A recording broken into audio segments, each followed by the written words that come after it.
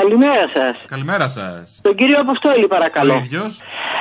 Ο Δημήτρης ο εγγονός μου έδωσε το τηλέφωνο σας. Α, νόμιζα ότι είσαι εσείς ο Δημήτρης ο εγγονός σας. Τι θέλετε? Γιατί τόσο άγρια η φωνή μου, Είμαι πολύ θυμωμένη μαζί σας. Μαζί μου, γιατί? Γιατί ήρθε το παιδί, συζητήσατε για κάποια γκαρσονιέρα, είπατε το ποσό που θέλατε. Το είπα.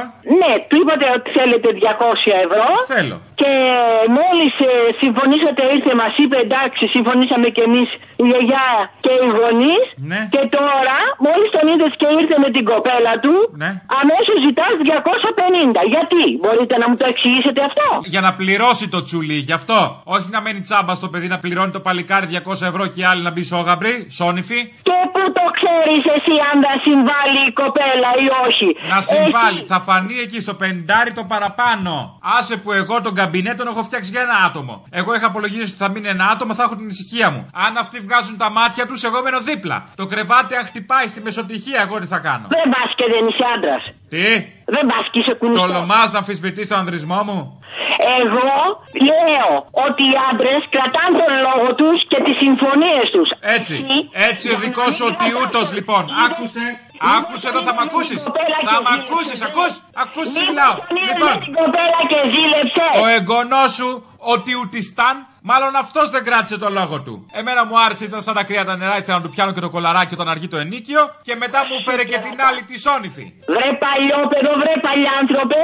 Εγώ είμαι παλιά. Να προσέξεις το λόγο σου, θα σε ταΐσω γενώσιμα. Κάτσε καλά, γιατί ξέρεις κάτι. Τι? Ξέρω και το σπίτι, ξέρω και την οδό. Θα έρθω να σε χτίσω από κοντά. Έλα και τι θα μου κάνει. Α, όχι, τα συγχαίρω με τα σάλια. Τα σάλια από γέρους ούτε να τα βλέπω. Ούτε να μ' αγγίξεις θέλω. Λοιπόν, αν φάω και τη χλέπα, 300 ευρώ τον νίκη. Όχι.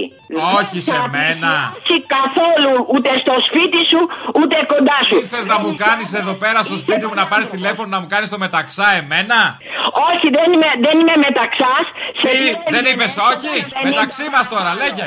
Είσαι μεταξάς, μεταξύ μας μεταξά. Είσαι κουνιστός, πάει τελείως. Εγώ είμαι κουνιστός. Κουνάς την αχλαδιά. Α, σου είπε και για την αχλαδιά που έχουμε έξω από το σπίτι. Όλα τα είπε ο Δημητράκης. Βέβαια, το ανοίγει το στοματάκι του Δημητράκης. Σου είπε μήπως ο Δημητράκης ότι μου ήρθε με σούπερ το σοδούλι μίνι για να με του πάρει αυτή την τιμή? Καλέ το ο Δημήτρης, καλέ. Ο Δημήτρης. Μπράβο. Ο Δημήτρης. Το μαστιγώνει το δελφίνι ο Δημήτρης. Το γουστάρισε στο παλικάρι μας. Το γουστάρισα, ναι. Και δεν τρέπομαι να το πω. Γι' αυτό του ρίξα και την τιμή. Αλλά όχι να φέρει και την άλλη την τζούλα μέσα. Να σου πω κάτι. Να σε χαίρεται η μάνα που σε έχει. Σε ευχαριστώ πολύ και εκείνο να τον χαίρεται η γιαγιά που έχει. Να προσέξεις το βράδυ όταν κοιμάσαι που αφήνεις τη μαγκούρα και να θυμάσαι που τη βρίσκεις το πρωί. Γιατί κάνει πάρτι ο Δημητράκης με τη μαγκούρα το βράδυ όταν λείπεις. Αν φας τούμπα και γλιστρήσεις, δεν έχει νερά το πάτωμα, η μαγκούρα είναι βρεγμένη. Ακούς? Άντρας με κεφαλαίο αλφα. Ο Δημήτρης.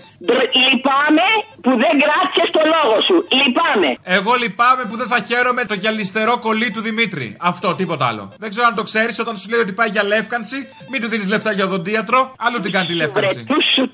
Τούσου, παλιάνθρωπε, τούσου.